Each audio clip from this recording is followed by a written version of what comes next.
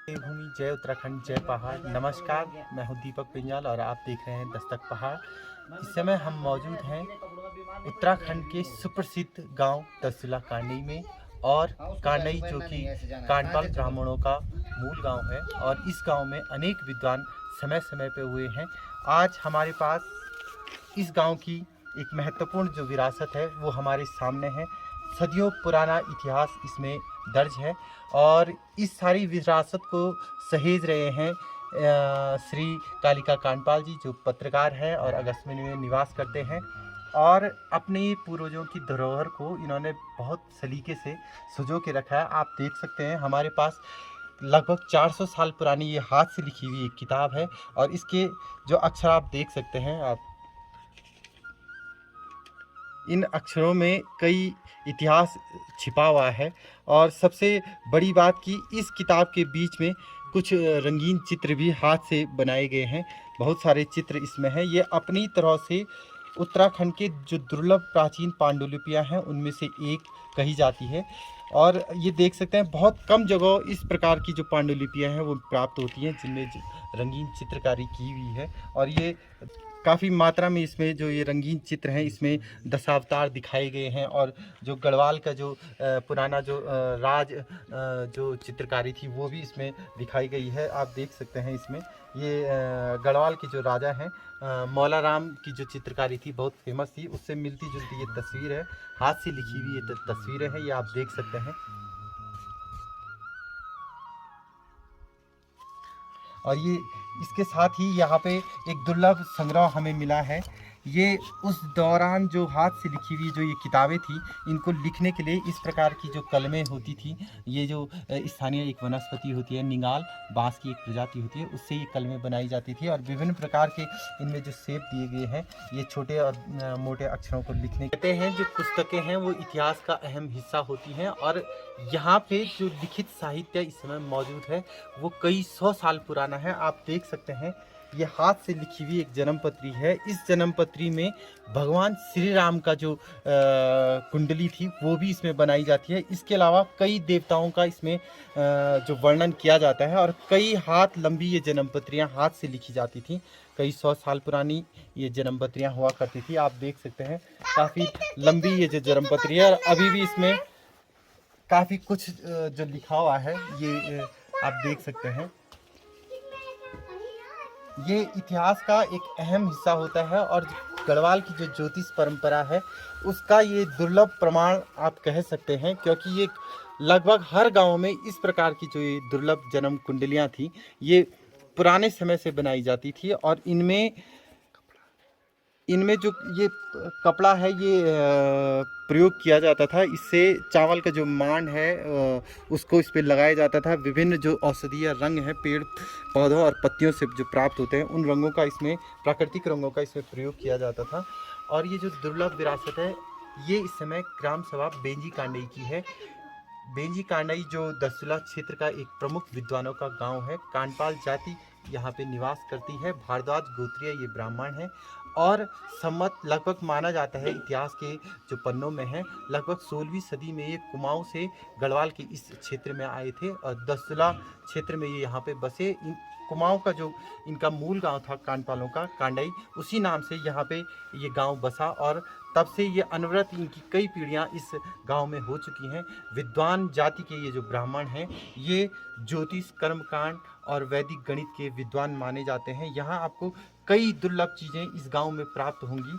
और श्री रत्नमणि कांडपाल जी उनके द्वारा ये सब कुछ जो संग्रह था ये इकट्ठा किया हुआ था। और वो अपने ज़माने में वैदिक गणित के और जो ये ग्रह नक्षत्र की जो ये जानकारियाँ होती थी इसके जानकार थे इस घाटी में। और आप देख सकते हैं कि उनकी कुछ चीज़ें ये अभी भी हैं।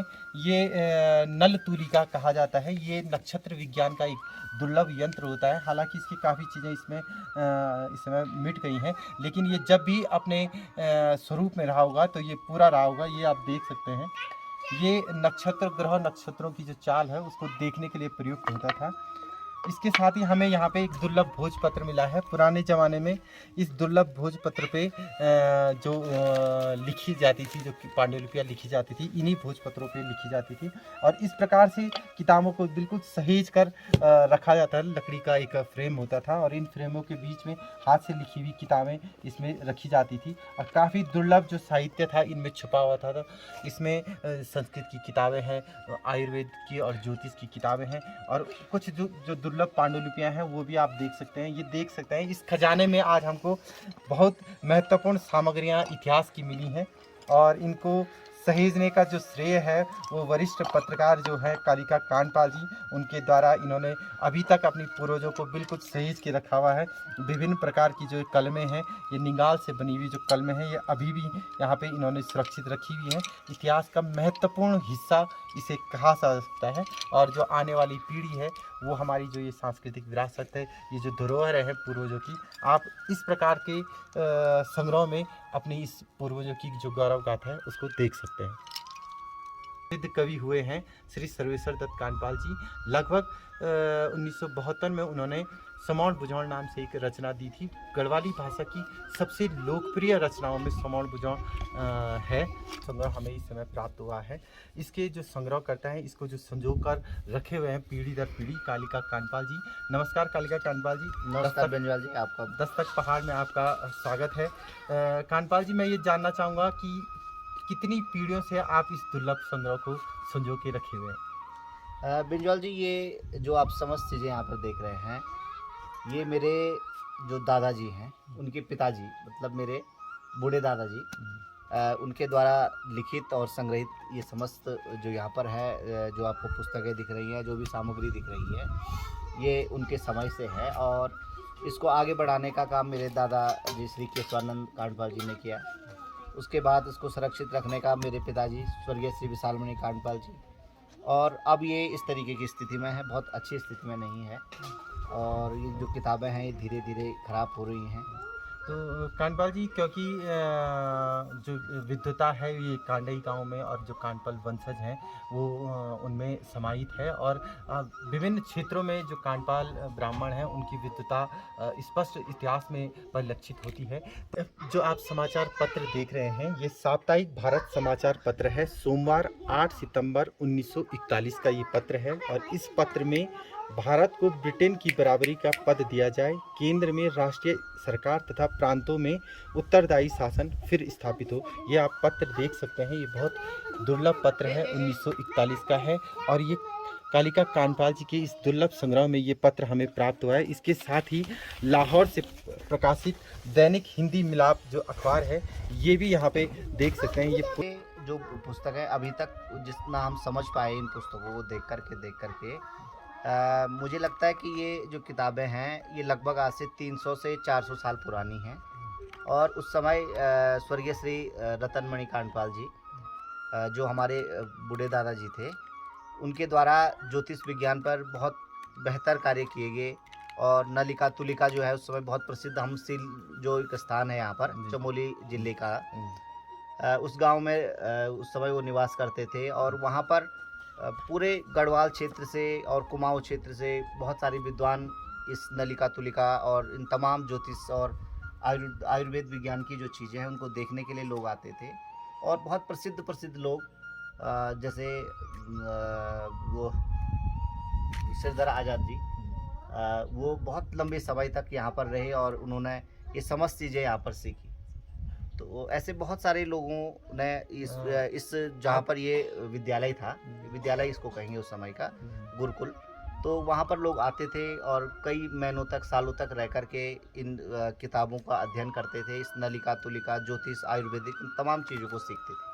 एक तरफ से कर्म स्थली थी, और यहाँ पे लगभग हर घर में वैदिक गणित का ज्ञान था। आपके दुर्लभ संग्रह में एक दुर्लभ सौर घड़ी भी हमें यहाँ पे प्राप्त हुई है। तो इन जो ये चीज़ें ये है, आप इनको सहेज के रखे हुए हैं अगली पीढ़ी के लिए। तो आप सरकार से भी इनके संरक्षण के लिए कुछ दरकार आपकी है? बिल्कुल बेंजवाल जी, हालांकि हमारे जो पूर्वज हैं उन्होंने बहुत मेहनत से इन सारी चीज़ों को तैयार किया, संजो करके रखा।